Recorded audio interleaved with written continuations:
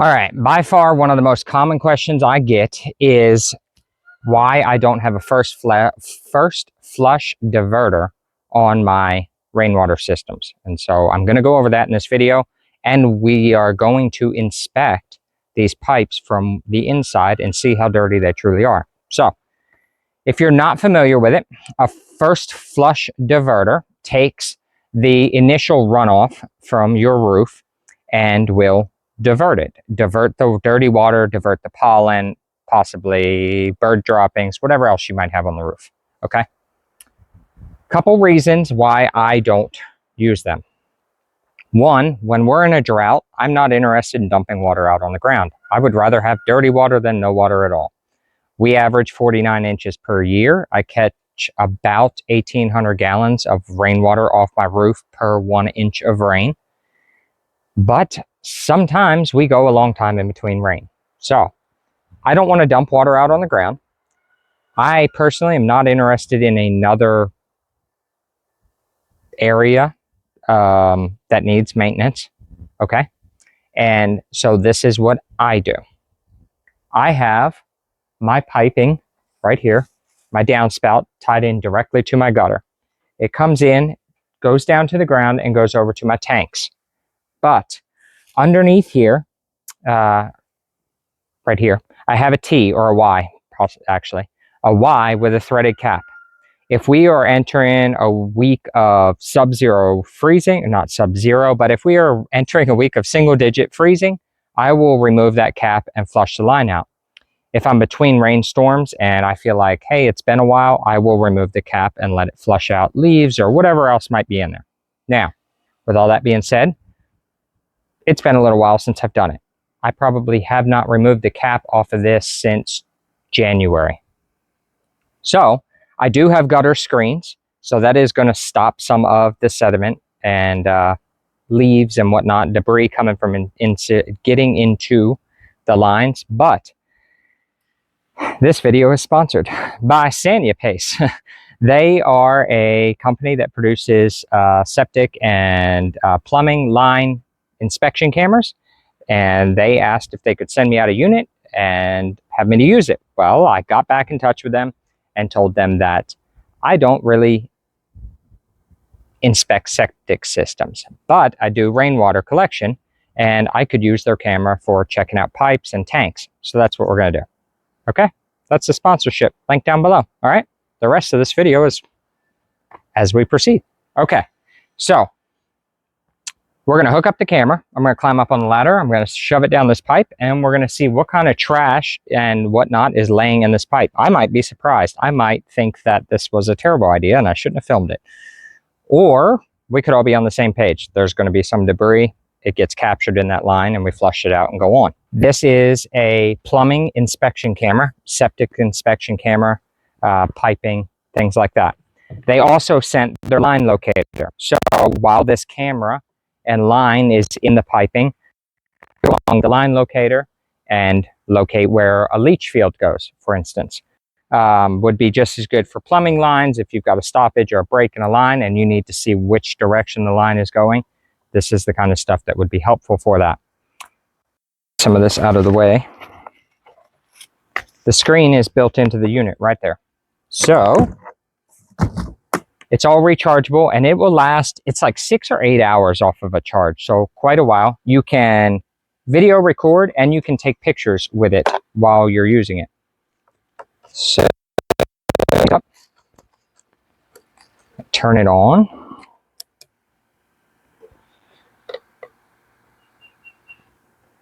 This is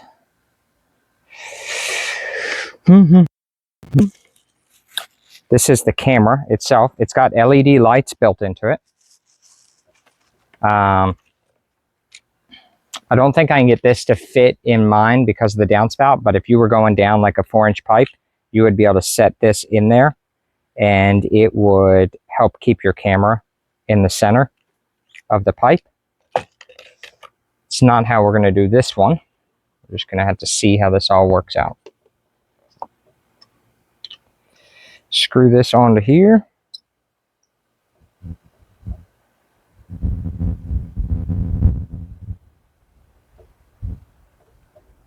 You may not be able to see, but I can see the phone in the screen right there.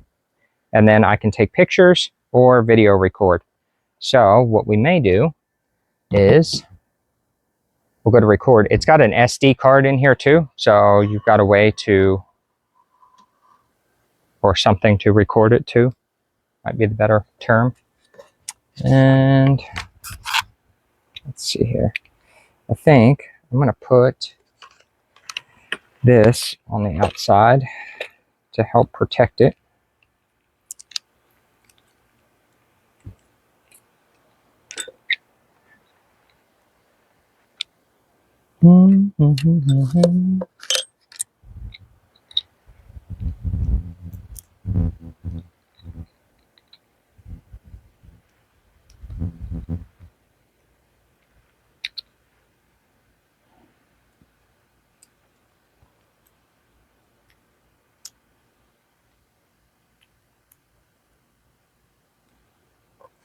All right, so I'm going to pull this over to the camera. You can see that I've got a little protector put on the end there, and we're going to drop this down the pipe.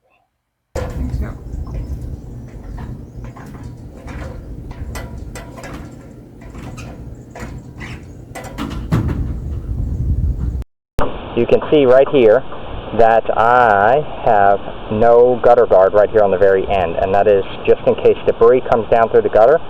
It allows me a good way to be able to clean that out just by hand without having to remove anything. And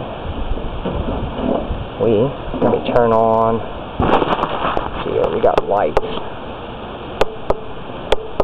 So, you can see there's water in here.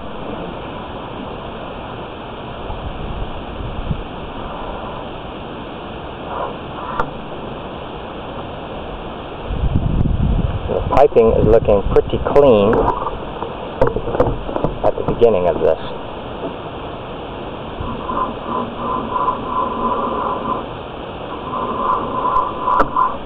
Definitely not seeing any blockages.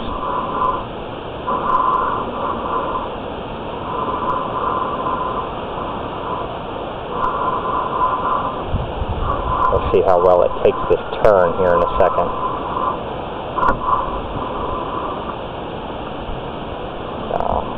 Back. Just gonna have to see if it will turn or what it's gonna do here.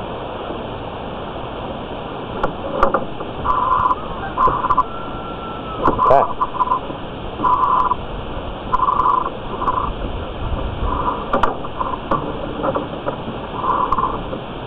You can see we are in the water. And yeah, I mean, we've got some sediment floating around there. Let's see if we can change the light settings. Oh, we don't want to turn them off, huh?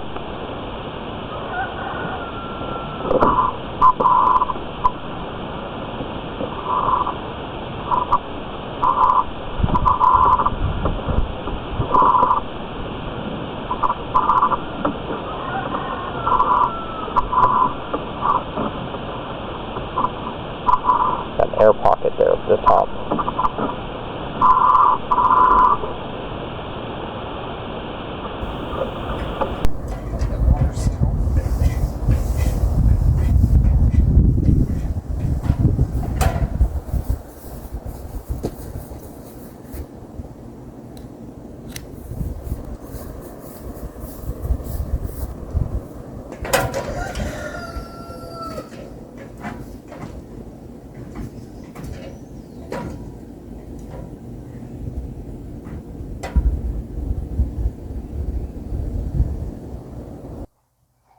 So as you could see, the pipe is not near as dirty as some of you all claim that it may be. Are you going to get some sediment in there? Absolutely. But there's no blockages or anything like that because of the gutter guard is removing the majority of pine needles, trees, tree leaves, and things like that. So are you going to have some sediment? Yeah, sure. That's what the filters are for before it comes up to the house, though. So, you know, that's why we do the filtration that we do. We start with 50 microns and we filter our way down to about 5 microns before it comes in the house. As well as a sediment filter, a stainless sediment filter before it ever goes into the main tank down there. But that does not mean that you're not going to get some blockage or I'm sorry, that you're not going to get some sediment in your tank. Perfectly normal. However, it's been every bit of a year since I've cleaned out this main tank, the first one that captures the majority of the debris. So let's send the camera down in that and see what it looks like. So we'll set the unit here on the air conditioner, and I've still got the camera installed as it was. I gotta hook this line back up. That's the only downside perhaps to this, is that you're not able to close up this container with your camera cord hooked up. But if that's the worst case, that's not that big of a deal. Naturally, we would get the air conditioner kick on right now. So I'm going to record on this screen, and pull this down. And we're going to try to do it as slowly as I can. I got to turn on a light. I'm going to try to let this go as slowly as I can so we don't disturb this water any more than necessary. So that way maybe you all can get a good picture of what it looks like. It's like we're just now getting into the tank here. And now the last time I cleaned out this tank, actually I have a video on it. I cleaned it out very well. Was in there with beach towels and sopped up everything that might be in the bottom. We were in a drought. If we are in a drought and this tank goes empty, it's generally one of my projects on the list. I'll get in there with a little pressure washer, wash down the walls, get all the pollen and that sort of stuff down. Then I will use a submersible water pump. I'll pump out whatever I can get. I'll use shop vacs and pump that stuff out. I got a neat little shop vac that fits on 5-gallon buckets, so I can fill up 2 or 3 or 4 of them at a time, and then climb the ladder and dump them out. And then beach towels, and I'll just wipe down the whole inside. I don't do it very often. I've done it a few times since I've been here. We're not generally in that much of a drought where this tank goes completely dry, but during those times, that is something that I do. So let's send this down the rest of the way.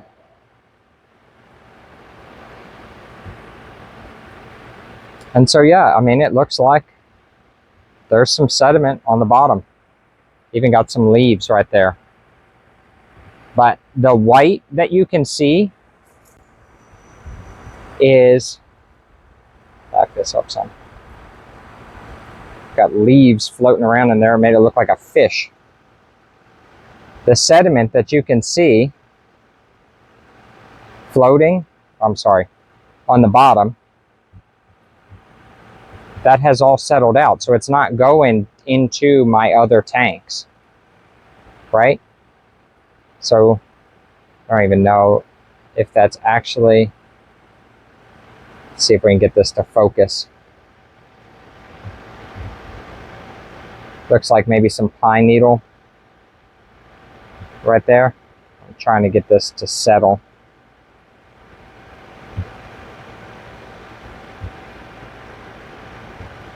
Trying to figure out, I wish I could steer the camera. Somebody needs to make that, huh? I'm going to drop this down in there pretty hard and see what it'll actually stir up.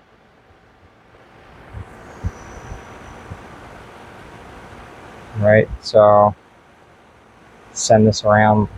If you can see a granddaddy long leg just sitting there on the bottom like that, I'm going to say that it's a pretty good chance the bottom of this tank is pretty clean. Trying to see if I can get this to move some. Move around and see what else we can see.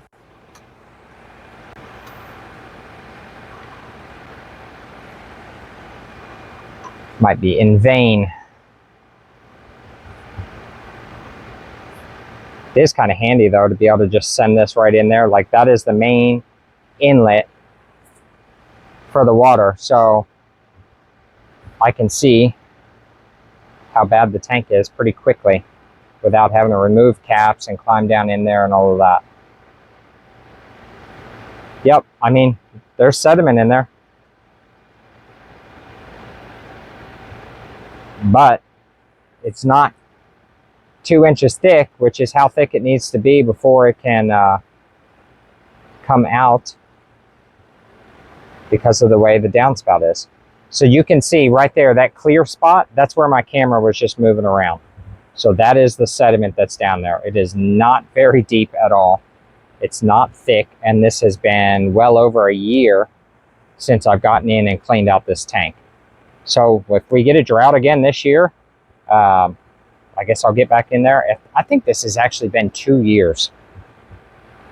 And the gutter guards are somewhat new. So it gives you a pretty good idea of what we got going on inside the tanks. I know this is kind of boring to some of you, but others are interested.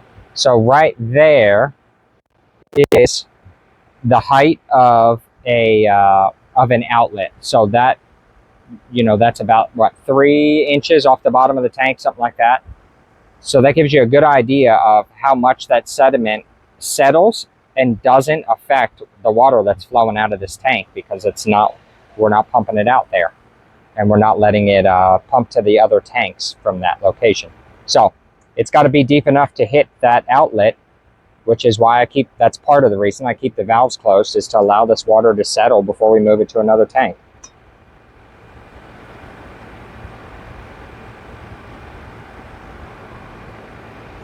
And we're out of the water.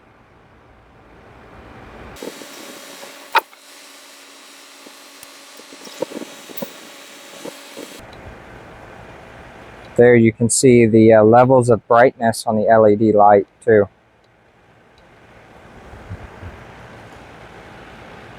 And just unscrew this end.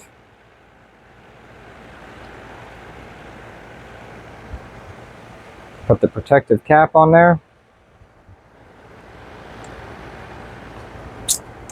And we're going to remove this protector. Let that sit back in.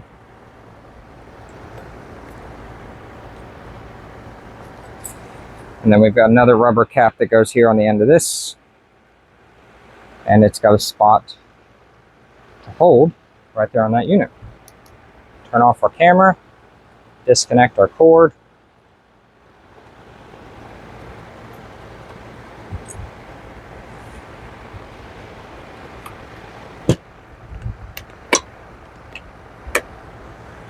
There you have it. So I hope that answered a question. Perhaps one of the most common questions I get as to why I don't have a first flush diverter valve, and hopefully gives you some insight on what you're actually catching in these tanks. And then you can make the decision from there as to whether that's necessary or not, or whether you decide to roll with things like I have been for the last 8 years. I'm not saying it's the only way. I'm just saying this is how I do it. Do as you see fit. If you have the money and you're not worried about catching every ounce of water, by all means, put on a diverter valve or a first flush diverter. And the other thing is, if you can find them. To me, it wasn't worth the money. As many downspouts as I have, and as much as they want to charge for them, I couldn't see the need. So thanks to Sanyipace for allowing me the use of their camera and checking out these septic pipes, these downspout pipes and my tanks. And I'll be able to use these going forward, and as we offer cleaning services for others, and allow us the opportunity to be able to inspect their pipes, check for leaks and breaks and things like that. So, all right. So I decided that before I put this camera up, I actually have one more question that I am curious about. This tank here is what I'll call my settlement tank. This is where the water is allowed to settle. But underground here, these are teed together. So as this one fills up, it equalizes to this one. When they are both completely full, I shut off the valve here. And typically I'll shut off each valve. And I isolate the tanks. That way, if there's a busted line or something, we've got a way to open them up. This tank's completely full right now, all the way to the top. I want to remove this cap here, and I'm going to put this camera down in. I want to see how clean the water is inside this definitely full. I want to see how clean the line is inside this. So we're going to do the same thing here. Nothing abnormal as far as what I've been doing in this video.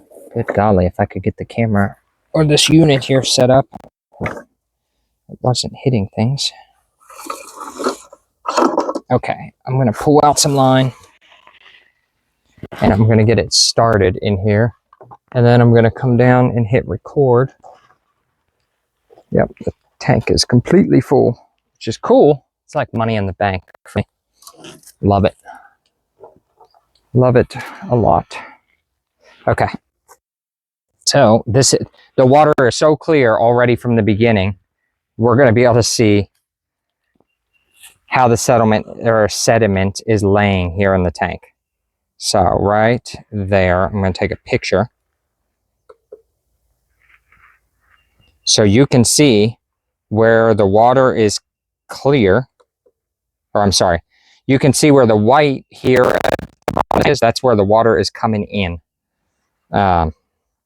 So it is cleaning out that area as it's pushing in, and the sediment is actually on both sides of the tank.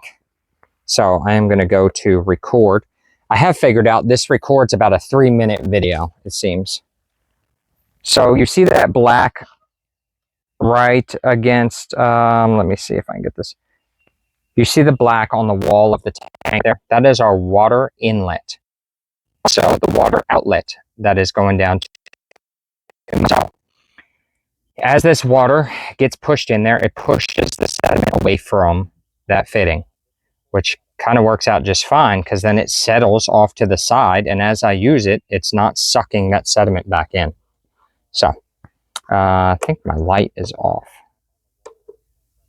There we go. Now we got light. I was kind of surprised at how bright it actually was.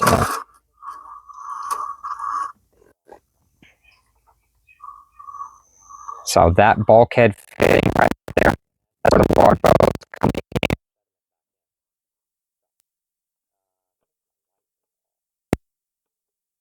Answer the questions about how dirty the tanks are, and you know, yeah, they get sediment in them, but the filtration seems to catch it all just fine, and we go on with life. And when we hit a drought, and we can, we'll suck the tanks dry, the last little bit, and we will clean it out. But it's not even, I wouldn't say it's even a yearly project. Could be if you had nothing else to do, I suppose. But since I feel like I do have other things to do, I don't even make it yearly.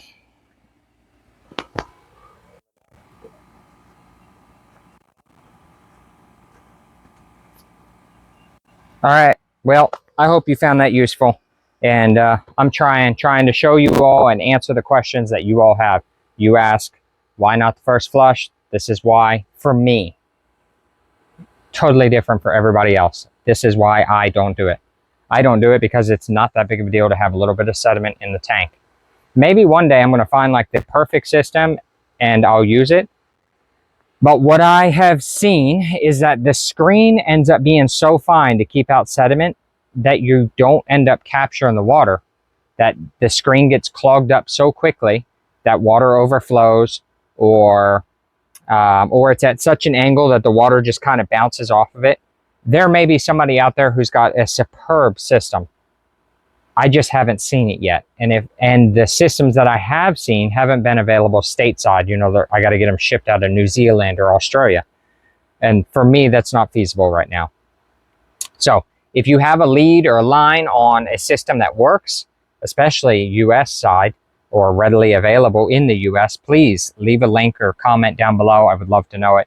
If you found this helpful or useful, give it a like and subscribe, and we will catch you all in the next one. Mountain Wizard out. See ya.